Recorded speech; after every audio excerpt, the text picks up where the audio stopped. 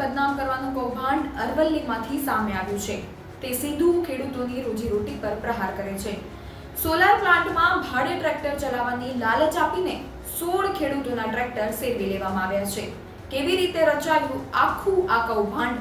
શું માત્ર છેતરપિંડી કે કોઈ મોટું નેટવર્ક? તો અંત સુધી વિડીયો જુઓ। માલપુર તાલુકાના 16 ખેડૂતો આજે રસ્તા પર આવી ગયા છે।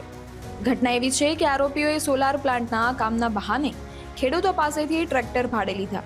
શરૂઆતમાં 17,000 રૂપિયા ભાડું સમયસર ચૂકવીને ખેડૂતોનો ભરોસો જીત્યો, પણ જેવો કરાર પૂરો થયો ટ્રેક્ટર ગાયબ। તપાસ કરી તો ખબર પડી કે આરોપીઓ પણ ફરાર છે। અમારે ટ્રેક્ટર આ ભાડા આપવાના અમારા એક સંબંધીના લીધે રિલેશનો હતા। એ લોકો અમારા રિલેશનથી વાત થઈ કે ભાઈ તમારું ટ્રેક્ટર કેવો ફરે છે? અમારો ફરે છે કે સોલરમાં, કે તમારે આપવું છે? મેં કે આપવું છે। એટલા માટે અમે એકબીજાના સંબંધીના રિલેશનમાં આવ્યા અને પછી અમે ટ્રેક્ટરમાં 3 મહિનાનો કરાર કરી આ લોકો ઘેર આવીને મારું ટ્રેક્ટર લઈ ગયેલું, બરાબર। હવે આ ભાડા કરાર અમારો કર્યો અને માલપુર ગયા તો માલપુર અમારો લગભગ અહીંથી 15 થી 16 17 ટ્રેક્ટર છે। આ લોકોને બધા આ રીતે સ્ટેમ્પ કરેલા છે ભાડા કરાર। હવે અમારો ખેતીનો ટાઈમ આવ્યો, ખેતીનો ટાઈમ પૂરો થતાં આ લોકો વાવેતર કરતાં અમે ટ્રેક્ટર એકબીજા પાસે જઈએ એટલે અમને કોઈ ટ્રેક્ટર આપવું નહોતું, એટલે અમારા પોતાનું ટ્રેક્ટર અમારે ગયા અને અમારે કરાર એવું કરેલું હતું કે તમને ચોમાસાની સિઝનમાં ટ્રેક્ટર પરત આપીશું, બરાબર।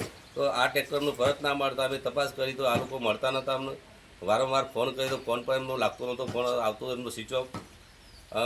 ટ્રેક્ટર લેવાવાળો છે અમારે વિજયભાઈ રાધાભાઈ પરમાર રહે પ્રોતવેલ, બીજો છે આરોપી વાવડી લાલજીના પાડિયાનો છે, એનો મસાર પ્રવીણભાઈ કનકાભાઈ, અને ત્રીજો આરોપી છે એનો ભાઈ ગોવિંદપુર કનુભાઈ જસુભાઈ।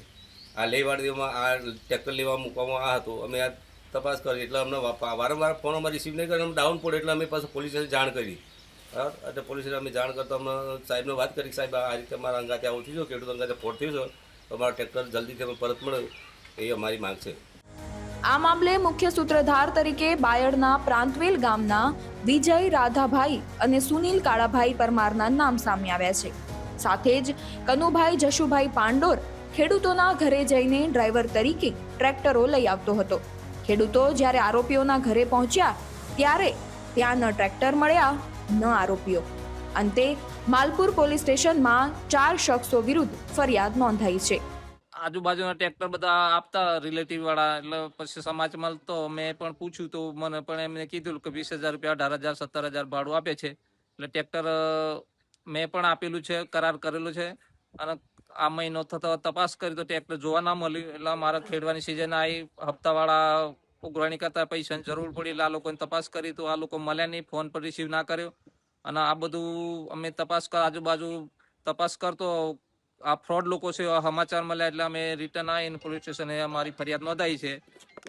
અને અમારી માંગ છે કે આ લોકો ઝડપે અમને ટ્રેક્ટર પરત કરે, કે પોલીસ અમને મદદ કરીને ટ્રેક્ટર અપાવે એવી અમારી માગણી છે। ફરિયાદી ખેડૂતોનો આક્ષેપ છે કે આ કોઈ સામાન્ય છેતરપિંડી નથી, પણ આંતરરાજ્ય ગેંગનું કામ લાગે છે। રાત્રિના અંધારામાં કન્ટેનર ભરીને ટ્રેક્ટર ક્યાંક બીજા જ રાજ્યોમાં ખસેડી દેવામાં આવ્યા હોવાની આશંકા છે।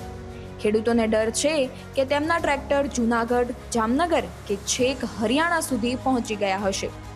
શું પોલીસ આ તમામ ટ્રેક્ટર શોધી શકશે? ખેડૂતોની આ વેદના પોલીસ ક્યારે દૂર કરશે? શું માત્ર ફરિયાદ નોંધવાથી ન્યાય મળી જશે?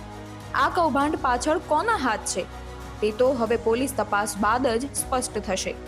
અમે આ મામલે અપડેટ આપતા રહીશું। તમે જોતા રહો ખેડૂત પોથી। જો તમારી સાથે પણ કંઈક આવું થયું હોય તો કમેન્ટમાં ચોક્કસ જણાવશો। વિડીયો પસંદ આવ્યો હોય તો લાઈક અને શેર કરવાનું ભૂલશો નહીં।